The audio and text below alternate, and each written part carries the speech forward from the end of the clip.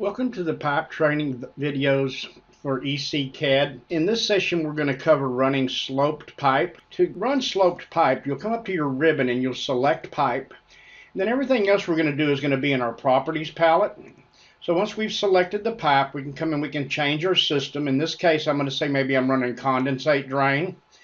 And I can select my routing preference. Maybe here I'm going to say I'm going to use no hub pipe. And that comes in 10-foot cut length, so I'm going to change the cut length to 120. I'm holding that pipe by the center as indicated here in my justify. But here I can say I want to slope this at minus a quarter inch per foot. So now I'm starting at 10-foot elevation. When I go ahead and click down at 10 foot and I start running this out, you'll notice here that it's got a slope there of minus a quarter inch. I'm just going to go ahead and take this across the page a few times. And now when I go ahead and I finally click down over here, you'll notice my elevation here is down at this point now, it's down to 2 foot, a little over 2 foot. So I'm going to go ahead and say I want to drop this down maybe through the floor below.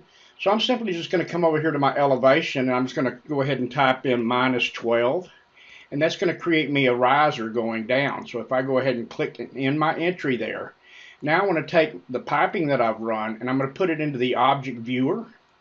And from the object viewer, let's look at it from the front view. And there we can see all the grade, and there you can see where I've sloped down here on the last piece to go down straight down. And that's how you run sloped pipe inside of EC-CAD. You can also slope with a positive slope as well. So it's all a matter of just setting your slope and running the pipe wherever you need it to go. We hope you enjoyed this video. See what's next in our product tips playlist or visit mep.trimble.com for even more product resources.